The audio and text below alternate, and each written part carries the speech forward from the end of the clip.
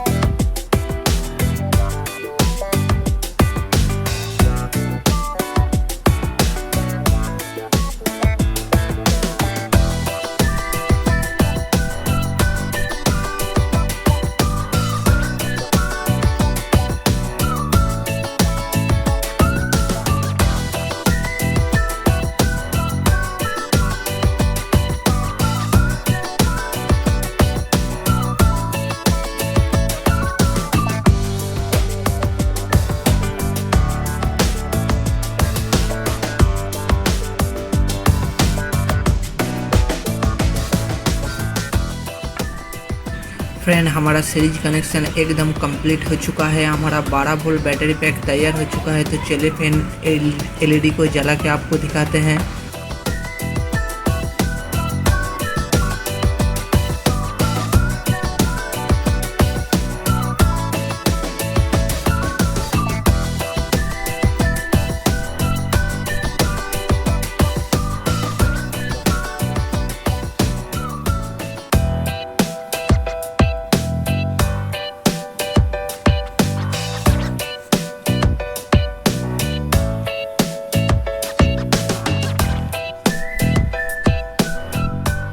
Friend आप देख पा रहे हैं एलईडी एकदम अच्छे से जल रहा है। फ्रेंड आज का वीडियो आपको कैसा लगा कमेंट में ज़रूर बताना है।